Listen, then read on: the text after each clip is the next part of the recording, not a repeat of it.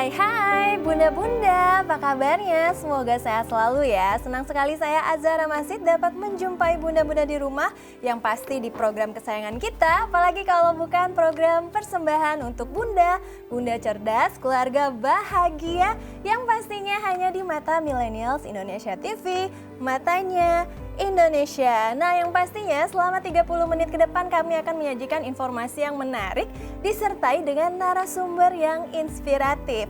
Dan pada episode kali ini kami akan membahas mengenai menumbuhkan kecintaan anak pada lingkungan nih Bun.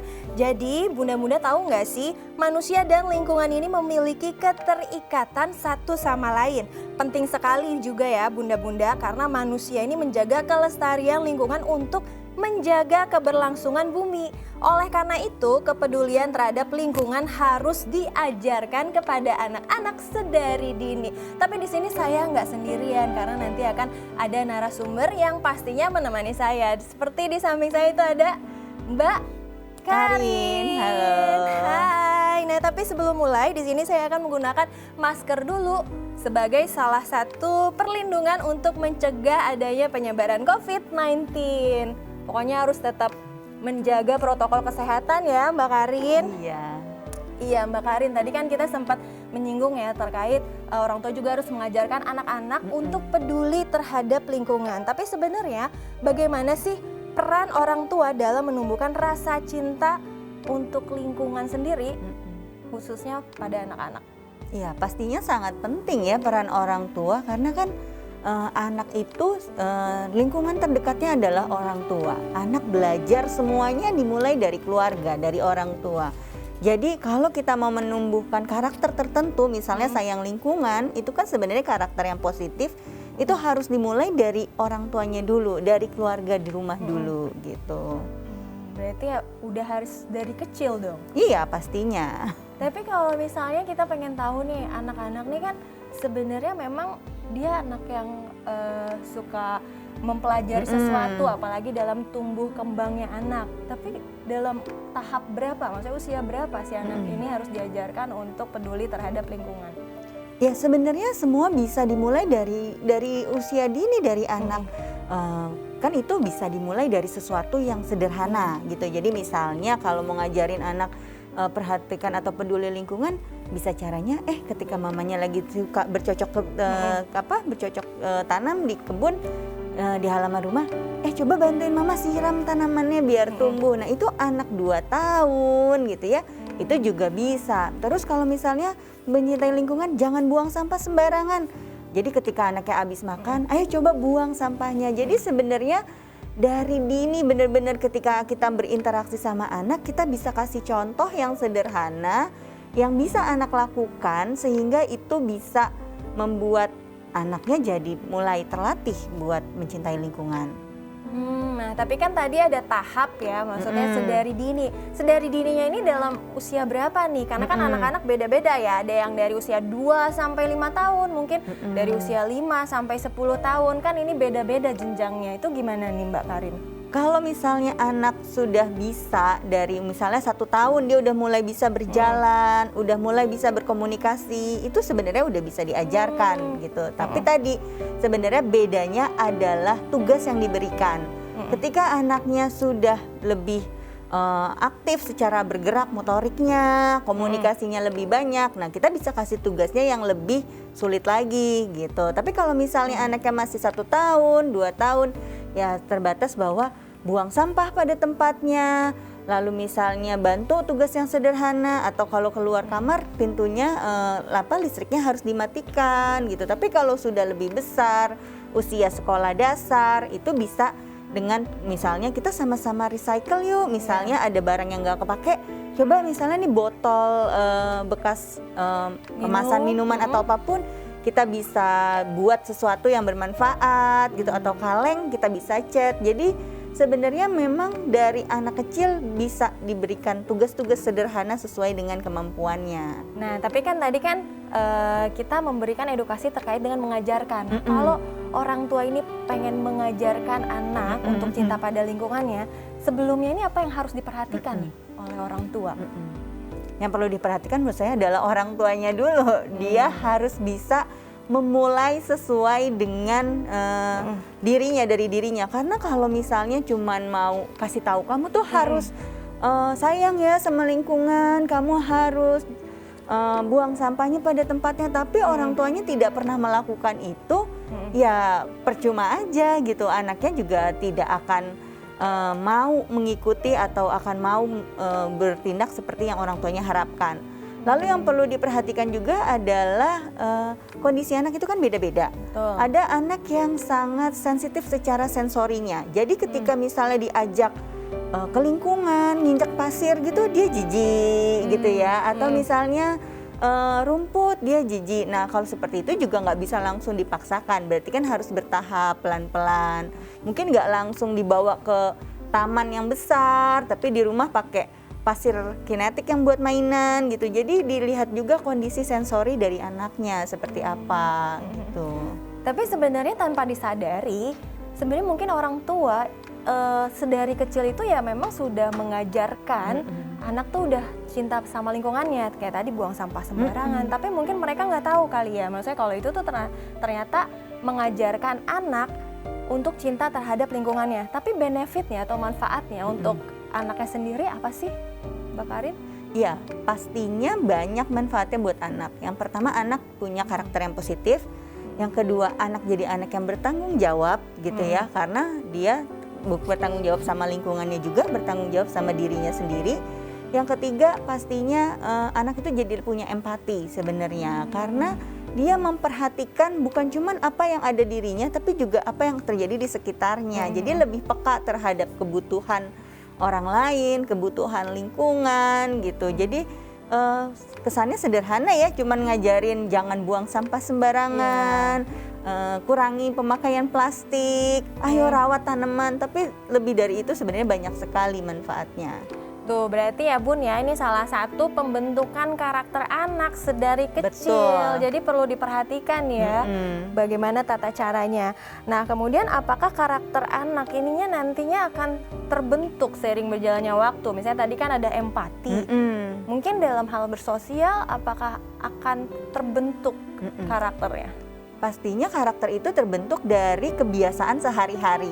Kalau misalnya tadi dari dini orang tuanya udah melakukan, udah memberikan contoh, sudah mengajarkan, pastinya itu akan membentuk karakter anak. Karena nggak mungkin tiba-tiba terus anaknya jadi bisa sendiri tanpa diajarkan dari lingkungan, tanpa diberikan contoh dari orang tua. Jadi kalau memang mau anaknya punya empati, mau anaknya bertanggung jawab, nggak usah susah-susah gitu ya. Jadi bunda-bunda bisa ajarkan pakai tugas-tugas yang sederhana seperti tadi. Nah kalau ngomongin masalah anak ya Bun ya, anak kan ini kan deket banget ya sama orang tua. Bahkan dia cenderung mungkin untuk memilih, selektif. Bisa jadi nggak sih misalnya dalam kita mengajarkan anak untuk cinta pada lingkungannya, ya mereka mau hanya dengan orang terdekat saja. Bukan dengan misalnya sama orang yang dia tidak kenal atau yang cuman kenalannya sekali. Misalnya kalau dia disuruh apa, mungkin dia nggak mau. Itu ada faktor itu nggak sih? Iya.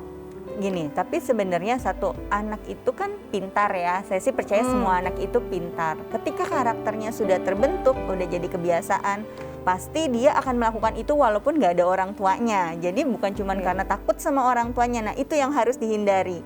Anak melakukan sesuatu bukan karena takut, tapi karena memang dia sadar dia harus melakukan itu. Terus kalau misalnya anaknya nggak mau gitu gimana dong gitu ya. Pasti kan anak sekarang mungkin suka susah dikasih tahunya gitu. Sebenarnya menurut saya sih gimana cara ngajaknya supaya anak mau gitu. Itu yang harus dipikirin gitu. Kalau cuman ayo kerjain gitu ya anaknya pasti nggak mau, tapi buatlah itu jadi sesuatu yang menarik.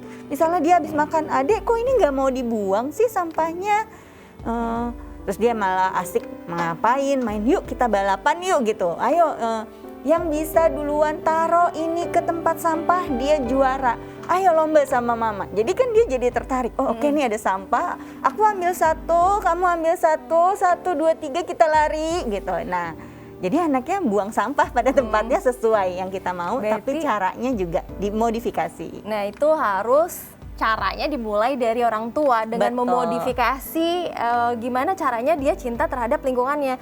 Tapi nih ternyata seru banget nih Mbak Karin, dan kami juga akan mengulas lebih lanjut terkait dengan edukasi anak untuk cinta pada lingkungannya. Jadi bunda-bunda jangan kemana-mana ya, tetap di program Persembahan untuk Bunda.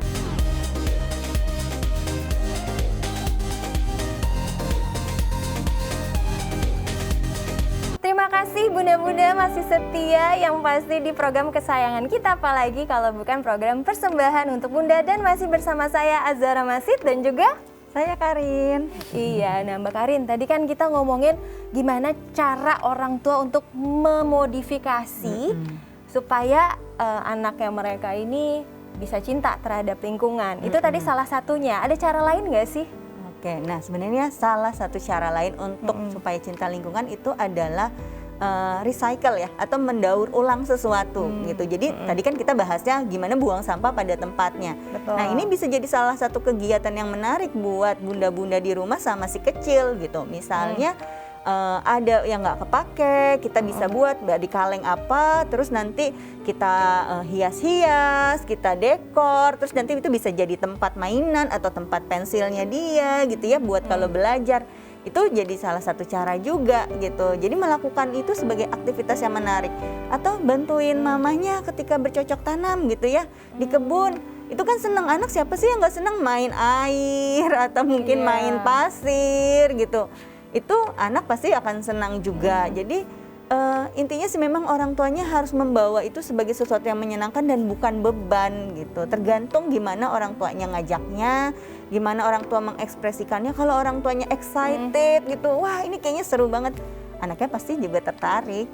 Dan malah jadinya akhirnya having fun ya bersama anak. Nah kemudian kan sekarang anak-anak ini banyak yang sama orang tuanya udah dikasih gadget nih. Mungkin jadinya adiktif. Itu kan akan sulit ya untuk menanamkan supaya anak ini cinta sama lingkungannya sendiri. Nah itu gimana nih? Yang sudah terlanjur tiap hari nih, mungkin muda-muda di rumah ada yang anaknya dikit-dikit main handphone. Sebenarnya kan gadget itu nggak sepenuhnya selalu buruk ya. Gadget itu bisa memberikan kita banyak sekali informasi. Misalnya kita kasih tontonan gitu ya, film-film yang bertemakan lingkungan, lalu dikasih tahu misalnya terjadi banjir. Nah ini tuh kan banjir karena orang-orangnya pada buang sampahnya sembarangan, jadinya banjir. Kasihan tuh hewan-hewannya jadi kehilangan tempat tinggal misalnya gitu. Jadi dari tontonan-tontonan pakai gadget juga gitu ya, anak bisa belajar banyak hal gitu. Yang penting adalah didampingi, terus ada proses diskusi setelah menyaksikan tontonannya. Dan yang pasti yang paling penting adalah harus dibatasin nih si anak ini dalam bermain gadget. Dan satu lagi ya, dan harus diawasi, dikontrol betul-betul apakah dia menggunakannya emang perlu pelajaran untuk dirinya sendiri atau gimana gitu. Iya, makanya kalau anaknya lebih kecil kan boleh aja sih pakai gadget, tapi yang penting itu memang didampingi. Jadi orang tuanya ada kontrol terhadap apa yang anak tonton gitu ya, waktunya mau berapa lama gitu. Dan akhirnya gadgetnya juga ada manfaatnya buat anak, bukan cuma satu arah, cuma nonton gitu ya, tapi harus ada komunikasinya juga. Di sisi lain itu akan meningkatkan kemampuan anak buat berkomunikasi sama orang tua gitu. Jadi orang tua juga jadinya lebih gampang bahasnya sama anak. Nah, kalau misalnya tadi kan orang tua perlu mengawasi dan juga membatasi juga. Tapi kalau seandainya anak ini tidak mau nih, pasti bunda-bunda juga kewalahan nih kalau sama anak-anak yang mungkin terlalu heboh atau terlalu excited dengan game atau misalnya tontonan-tontonan animasi yang ada di handphone. Nah, itu gimana? Sebenarnya anak itu kan tergantung orang tuanya ya. Kalau misalnya mau kaitannya sama gadget nih, berarti kita bahas harus ada aturannya yang jelas dulu. Misalnya mau sehari anaknya boleh pakai gadget berapa jam atau berapa menit. 1 jam itu dibagi 15 menit misalnya, atau 30 menit siang, 30 menit sore. Nah, orang tuanya harus jelas dulu aturannya seperti apa, lalu tetapkan secara konsisten. Kalau misalnya orang tua melakukan itu, saya yakin anaknya pasti akan mau ngikutin. Yang jadi masalah orang tuanya biasanya nggak konsisten, jadi kadang lupa, dibiarin lah anaknya main sampai lama. Ya akhirnya anaknya jadi susah untuk ngikutin. Atau orang tuanya ngelarang tapi orang tuanya mainan handphone terus di rumah. Jadi anaknya bingung, aku nggak boleh tapi kenapa mama main iya, handphone. papa juga pegang handphone terus gitu. Jadi kalau ingin membatasi anak terhadap suatu hal, ingin memberikan aturan, ya balik lagi orang tuanya harus kasih contoh dulu dan harus konsisten. Nah, bunda-bunda nih dalam mengajarkan anak untuk cinta pada lingkungan, ya salah satunya tadi kan memodifikasi caranya orang tua dengan salah satunya adalah bercocok tanam atau recycling sampah. Nah, tapi kalau ada anak-anak mungkin yang merasa jijik, gak mau gitu, kotor, itu gimana? Kan agak susah ya, karena mungkin apakah orang tua harus punya cara untuk memodifikasi permainan-permainan yang lain yang mungkin Mbak bisa kasih tahu secara detail nih? Ya sebenarnya kalau anaknya itu jijian itu harus hati-hati juga loh. Bisa jadi anaknya punya masalah sensori. Jadi kita kan di tubuh kita nih ada penginderaan gitu ya kalau bahasa Indonesianya gitu. Nah sensenya tuh salah satunya adalah sentuhan. Jadi kalau anak-anak punya masalah sensori di sentuhan, biasanya dia sangat jijian. Gak mau basah-basah, gak mau kotor gitu ya. Atau lebih sensitif dengan barang tekstur-tekstur tertentu, pakai baju gitu kayak gak tahan. Dan itu bisa berdampak nantinya ke depannya masalah konsentrasi. Jadi kelihatannya sederhana tapi itu dampaknya sebenarnya panjang. Jadi ketika misalnya melihat nih anaknya nggak mau kotor-kotoran gitu ya, dikaitin sama kebutuhan buat menyayangi lingkungan, sebenarnya orang tua bisa jadikan itu kesempatan buat menstimulasi anak secara sensori. Jadi tadi misalnya kalau nggak mau ke pasir beneran, pakai pasir bohongan dulu gitu ya. Atau kenalkan tekstur-tekstur yang bisa langsung cepat dibersihkan. Misalnya pakai cat gitu ya, terus nanti dibersihin lagi. Atau pakai biji-bijian, biji kacang hijau, beras, terus anaknya pegang. Jadi anaknya nyaman. Kalau udah nyaman dengan sesuatu yang gampang dibersihkan, baru bawa ke lingkungan yang sebenarnya. Ke pantai tapi mungkin di pinggir-pinggirnya dulu, terus kalau kotor dibersihin. Jadi tunjukkan bahwa nggak apa-apa kok gitu, kalau kotor juga bisa dibersihin, terus aman dan ini menyenangkan gitu. Jadi harus step by step. Betul. Ya, ingat ya bun-bun. Tapi ya ini kan kita ngomongin masalah parenting juga untuk mengedukasi si anak. Dan dalam keluarga itu kan tidak hanya ibu, ada namanya ayah, bahkan satu keluarga juga ada kakek juga, ada nenek juga. Bagaimana kalau mereka tidak sependapat nih dalam mengajarkan anak untuk cinta terhadap lingkungannya? Misalnya ada yang sebagian berpendapat, oh silahkan boleh bercocok tanam kan kotor. Ada mungkin kakeknya atau neneknya, jangan kotor. Jadi itu gimana nih kalau misalnya ada perbedaan pendapat dalam satu keluarga? Iya, sangat wajar pastinya ya gitu. Apalagi kalau tinggal sama kakek nenek, itu udah sering sekali saya dengar orang tua ini tapi kakek neneknya nggak ngebolehin, atau malah yang kakek neneknya saya bolehin, kakek neneknya malah larang gitu ya. Jadi kan di sini sebenarnya masalah komunikasi kalau menurut saya. Berarti kan dari sisi orang tua harus bisa menyampaikan ke pihak yang lain yang ada di rumah pentingnya hal ini tuh apa gitu. Jadi coba dijelaskan pelan-pelan kenapa sih anak itu perlu belajar kotor-kotoran gitu ya. Kalau bisa didukung sama data-data biar orang tuanya lebih mau mendengarkan juga kenapa penting buat anak ini mengeksplorasi lingkungannya gitu kan. Ada yang bilang kalau nggak kotor nggak belajar ya gitu. Jadi menurut saya sebenarnya ini masalahnya adalah di komunikasi antara orang tua sama orang tuanya lagi, sama kakek neneknya dari anak-anak ini. Selama bisa disampaikan dengan baik dan yakin pasti semua kakek, nenek, orang tua punya tujuan yang sama untuk kebaikan anak. Pasti sebenarnya itu bisa dicari solusinya. Bisa didiskusikan ya bunda-bunda. Sama ini ya Mbak Karin, kan mungkin ya tadi kan orang tua bisa mengajarkan peduli dengan lingkungan adalah dengan bercocok tanam. Seandainya anak ini suka nih dengan tanaman dan dia mau merawat tanaman itu, berarti kan rasa empatinya sudah muncul ya. Tapi di area rumahnya tidak ada tanaman, apa yang bisa dilakukan oleh orang tua untuk mensupport anaknya untuk cinta pada lingkungan tentunya. Sebenarnya kan kalau sekarang kita bisa pakai banyak media ya buat untuk menanam tanaman. Bisa pakai pot kecil, terus nanti bisa dengan tempatnya yang kecil-kecil juga gitu ya. Atau bisa yang cuman pakai air gitu ya, yang tanaman merambat itu kan biasanya bisa. Hidroponik ya. Iya gitu. Jadi sebenarnya bisa pakai apa aja, nggak perlu khawatir gitu, nggak harus punya halaman yang luas buat tanaman gitu. Bisa pakai apa aja, atau kalau memang beneran tidak memungkinkan untuk melakukan itu di rumah, kan bisa dibawa ke taman, dilihat gitu, bahwa lihat deh taman ini bagus banget, banyak bunganya. Bisa karena seperti ini, karena apa? Karena dirawat, karena ada yang nyiramin setiap hari, karena kalau Ade datang ke sini nggak buang sampah, jadi tanamannya jadi bagus gitu. Jadi itu cuma bisa dilakukan. Aduh, gak berasa ya, sekarang udah segmen 2, tapi nanti kita akan membahas lebih detail di segmen 3 karena sekarang akan break, jadi jangan kemana-mana ya bunda-bunda, tetap di program Persembahan untuk Bunda.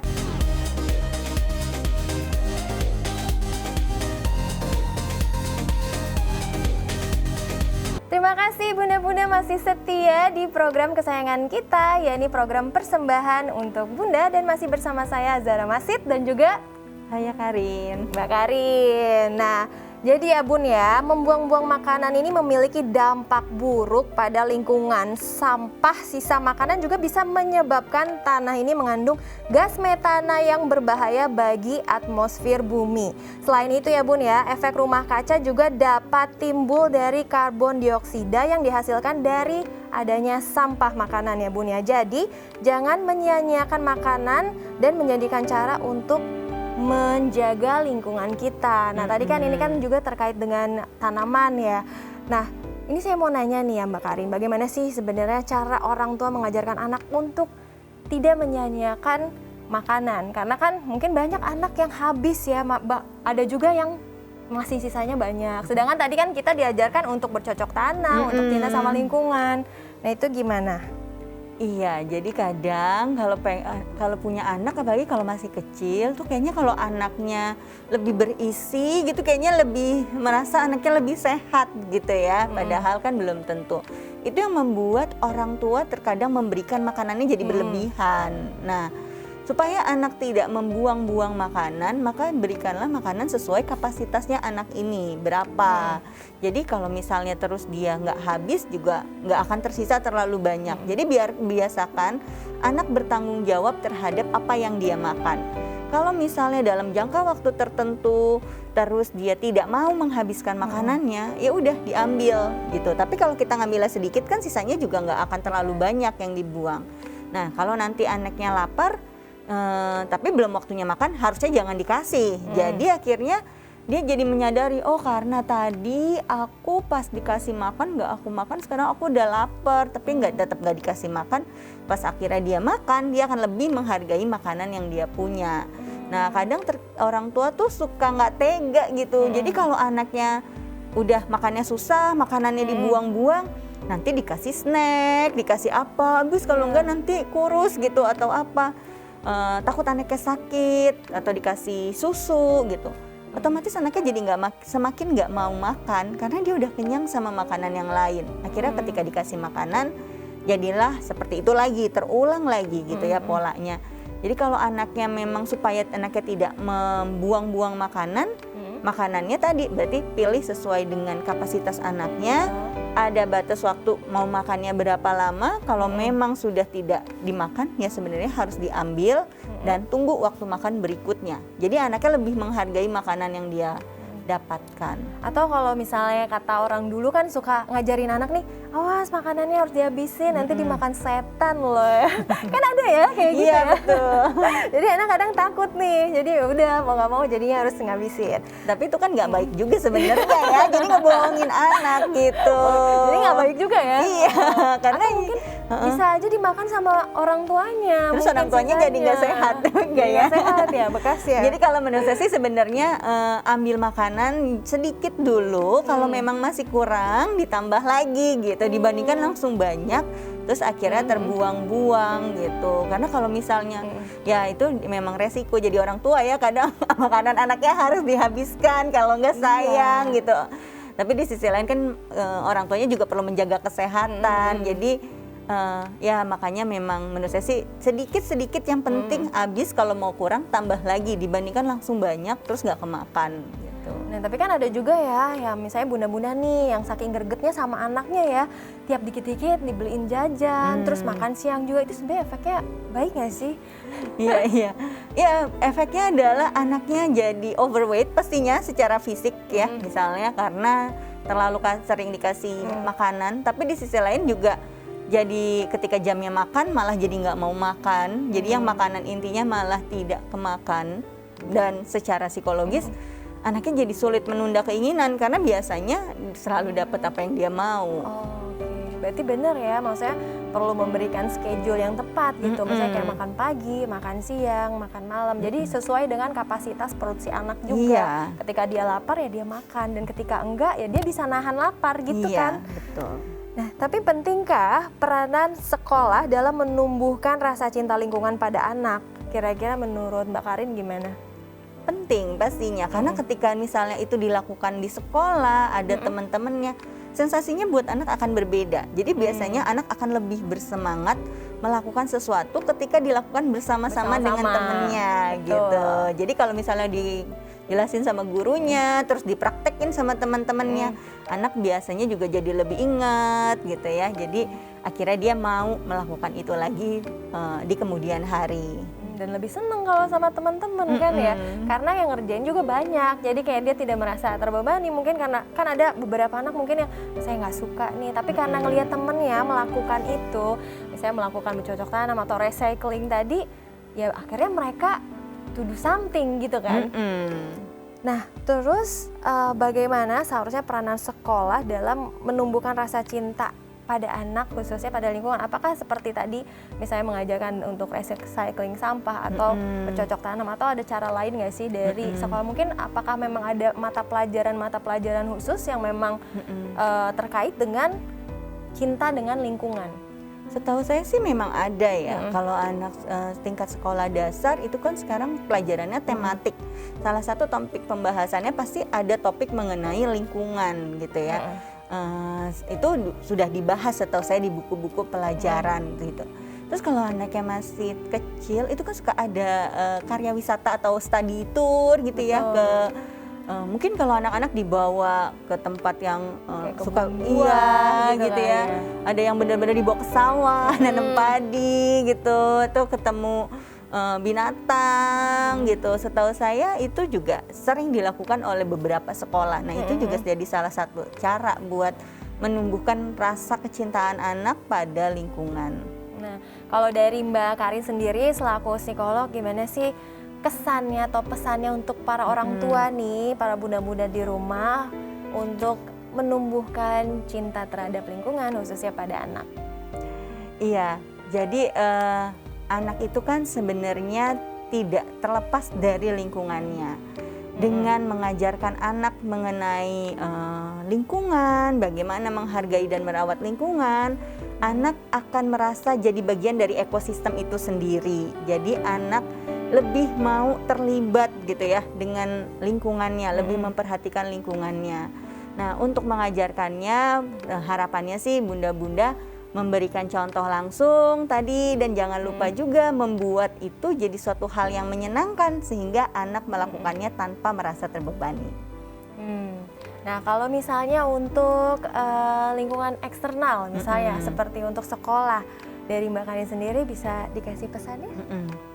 Iya, untuk sekolah, nah akan memang sebenarnya lebih baik kalau ada program yang khusus, misalnya setiap minggu gitu ya, ada sesi di mana membersihkan lingkungan gitu, atau memang dibuat anak bisa bukan cuman diajarkan secara teori tapi ada prakteknya langsung. Biasanya buat anak-anak itu jauh lebih menyenangkan. Jadi bisa dengan cara ini kan sekarang di sekolah tuh suka ada piket atau apa ya, bersih-bersih. Nah itu juga sebenarnya kan salah satu cara. Tapi bukan cuman itu, sebenarnya anak-anak juga perlu tahu tujuannya seperti apa gitu. Nah Nah tadi kan kalau kita ngomongin sekolah tuh sama, nah terkait dengan parentingnya sendiri nih untuk orang tua, misalnya yang harus sabar menanggapi anak yang tidak mau gitu mengikuti apa kata orang tua. Nah itu gimana nih Mbak Karin? Sebenarnya itu akhirnya balik ke koneksi antara hubungan orang tua sama anak. Perlu bunda-bunda ketahui, anak itu biasanya tidak mau ngikutin kata orang tuanya kalau hubungan sama orang tuanya kurang baik. Kalau orang tuanya terlalu banyak kritik, terlalu banyak nyuruh, tapi nggak ada anaknya nggak merasa disayangi. Jadi sebenarnya kalau anak Anda gitu ngerasa kayak kok kayaknya anaknya susah banget ya disuruh, sebenarnya coba perbaikilah hubungannya, relasinya sama anak. Jadi coba lebih banyak bermain sama anak, lakukan hal yang menyenangkan sama anak. Kalau udah deket, pasti mau disuruh apa aja anaknya nurut. Masih nurut ya? Iya Mbak Karin, tapi nggak berasa nih ternyata kita sudah di penghujung acara dan sudah 30 menit sudah nih program persembahan untuk Bunda sudah selesai. Jadi para bunda-bunda tetap saksikan program persembahan untuk Bunda di episode lainnya karena pasti akan lebih menarik nih dari episode pada hari ini. Saya Azara Masid dan juga Saya Karin. Kami pamit undur diri, bye-bye.